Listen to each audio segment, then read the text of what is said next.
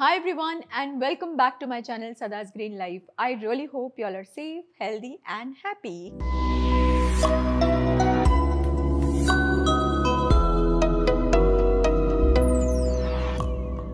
We are back with yet another exciting recipe. This time it's nothing but a favorite amongst non-vegans and it's butter chicken. But we are going to make it the vegan way.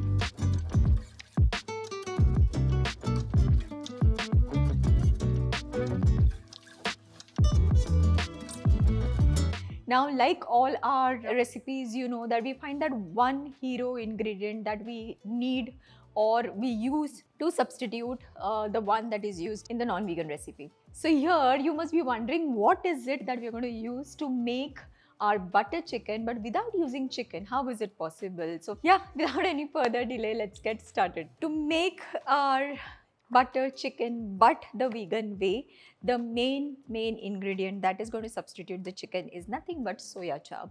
Now it's such a versatile product. You can use it to make your grilled stuff, or you can make it in recipes like this. So this is what we're going to use.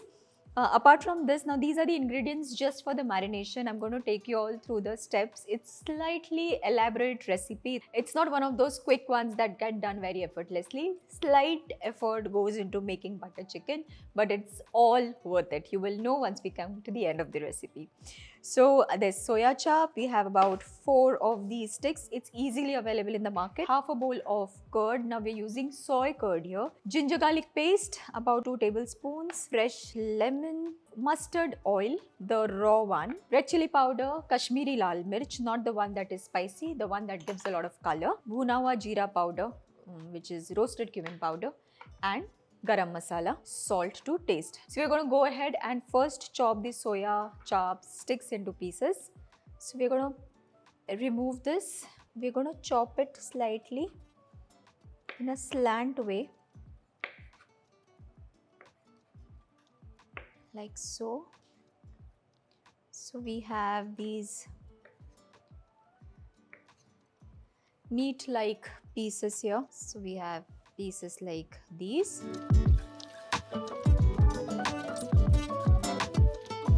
So we have the soya chop cut into pieces. I'm going to take a bowl, shift all of this into the bowl.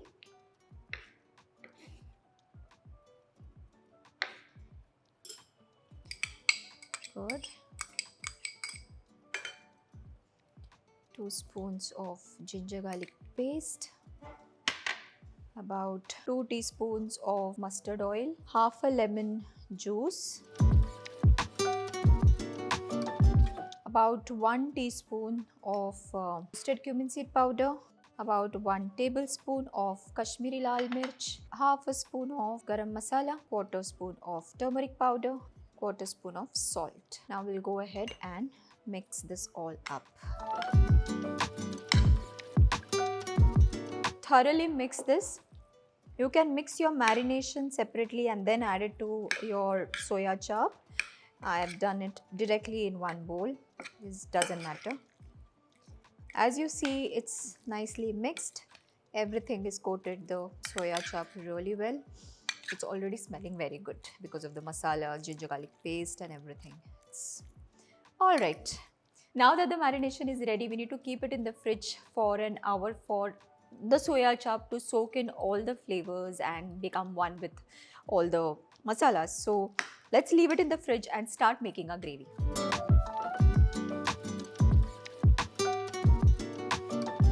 Meanwhile, we are going to start preparing our gravy, for which we have about 4 to 5 tomatoes. Now these are small tomatoes but nice red ones because we want the gravy to look nice and red. We have about 1 big onion, roughly chopped. We are going to make a paste of all of this anyways. We have 10 pods of garlic, about that much ginger, 2 green chilies, oil for cooking, cashews. Now these are the dry normal cashews that you get in the store. This is about 20 grams. And we have sugar a little bit for taste, Kashmiri lal mirch powder once again, turmeric powder, kasuri methi, dhania powder, which is your coriander powder basically, garam masala and roasted cumin seed powder. Apart from that, we have some whole spices like cinnamon stick, about 7-8 cardamom pods, cloves about 5 to 6, and 2 tej pattas. Salt to taste. We are going to pressure cook the tomatoes along with all of this. So that's onions, ginger, garlic and green chilies, cashews, the whole garam masalas that we had, all of it, a little bit of salt and water. Half a cup, we don't need too much water here.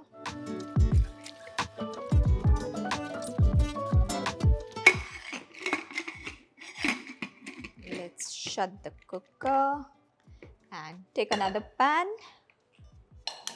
put it on heat, and I'll bring out the soya chap. It's better if you let it marinate for an hour or more, but because we lack time, I'm going to just start making the recipe. It's good enough though. The pan is hot. I'm going to add a lot of oil because we need to let this marinated soya chap really fry well in the oil. Oil is hot. I'm going to add soya chap into it.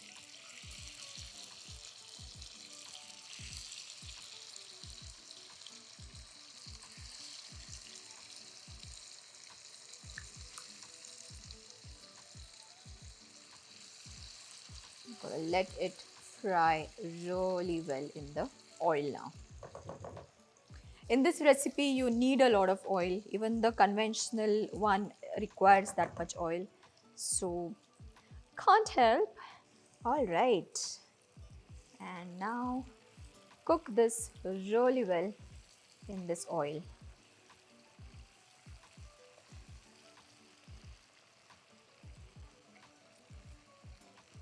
So the trick here is, if you've stirred it once or twice, just let it be, because we want the edges of the soya chap to get little brown. So if you constantly keep stirring, it's not going to happen.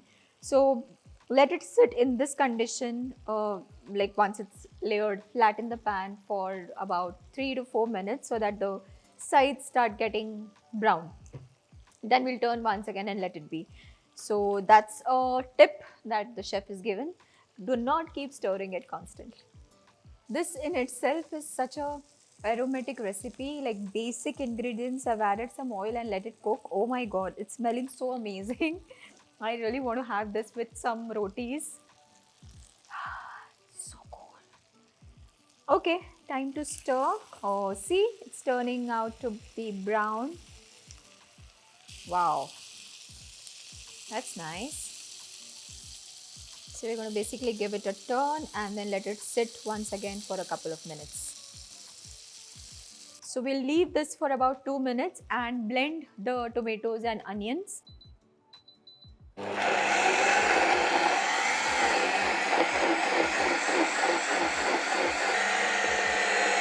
Okay, the puree is done.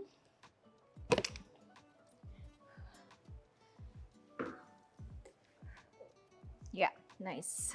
So we've removed all the chop here. It took some time for it to get nicely roasted.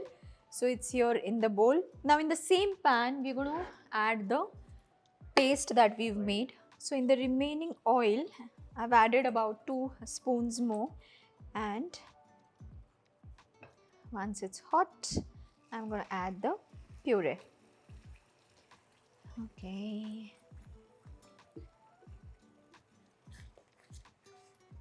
I've added some water to clean the jar. I'm going to pour that into the mixture. Okay. Now stir it really well and let it cook. Alright. Now we're going to add all our dry spices. Let's start with turmeric powder, half a teaspoon, red chili powder, about 1 whole spoon, dhania powder, about 1 spoon, and roasted cumin seed powder, half a teaspoon, salt, about that much, and sugar. Sugar again, it's for taste, so we can take about Say that much is good enough. Butter chicken is generally on a slightly sweeter side. Now we need to let this thing cook with the dry masalas. We're going to let this cook for about 10 minutes with the lid on. Alright. On low to medium flame. It's been cooking for about 10 minutes. I'm going to open the lid. Okay. Oh, the aroma. Amazing. Okay, let's turn off the stove now and strain this mixture. Now you can strain it before adding to the pan. Okay, we have a strainer, we have a bowl. Okay. All right.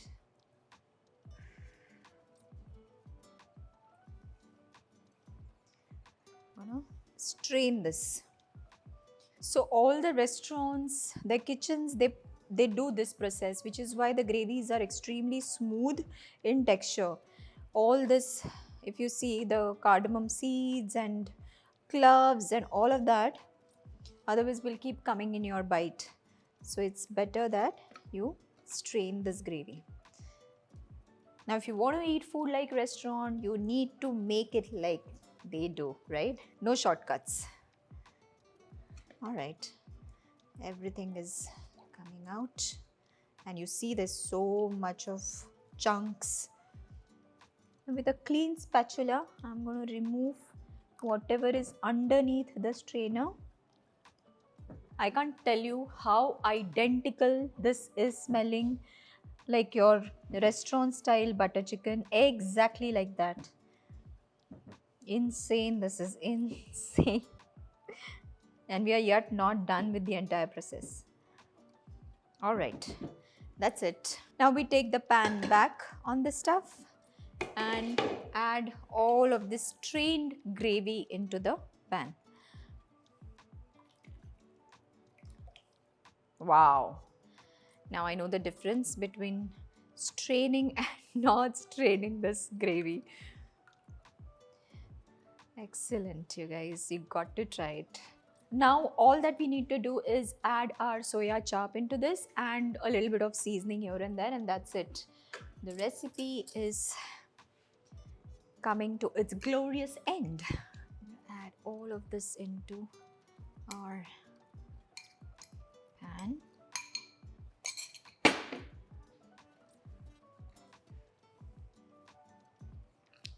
And just mix it really well.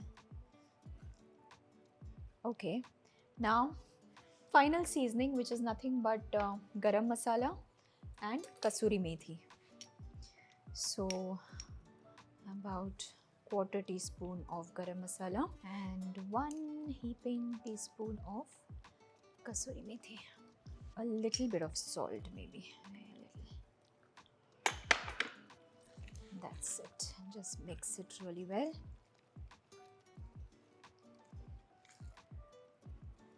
Okay. Now we'll need to let it cook with the soya chop for another 5 to 7 minutes. So the soya chop again soaks in all the flavors from the gravy and it becomes nice and soft. All right. So the gravy is ready. Wow. Awesome. Superlative. Put this off and serve it.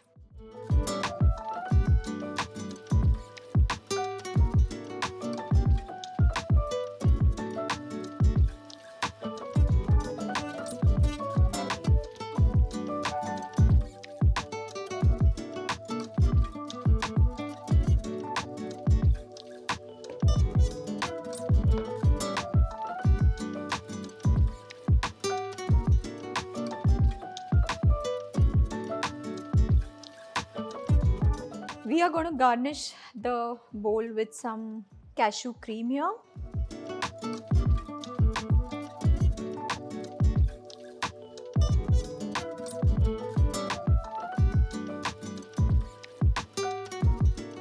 Some kasuri methi. Kasuri and a little bit of fresh coriander. That's it.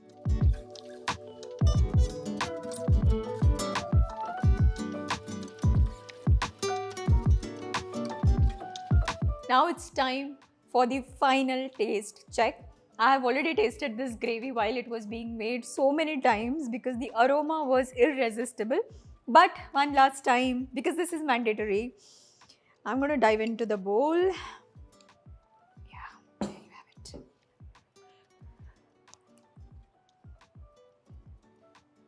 Mmm. Mmm. Mmm. I mean, I don't know what to say. Should I be proud of myself? Should I be proud of the chef who is curating these recipes? Or should I be proud of the fact that being vegan, I do not need to compromise on the taste, texture, none of it. I am thriving. I have goosebumps here. You guys have to try this recipe in your kitchen because it is fabulous. It is so identical. Anyways, I'm going to call my friends to check this. They're again from Animal Save India, and one of them is a Punjabi. He's a Sardar and he owned a poultry farm. So you can imagine from that kind of background, he's here today being a vegan activist and raising voice for the voiceless. Can we have Rajesh for you all? And along with him, we have another animal rights activist, Abhishek. Guys, come and let me know how you like it. Fragrance is amazing.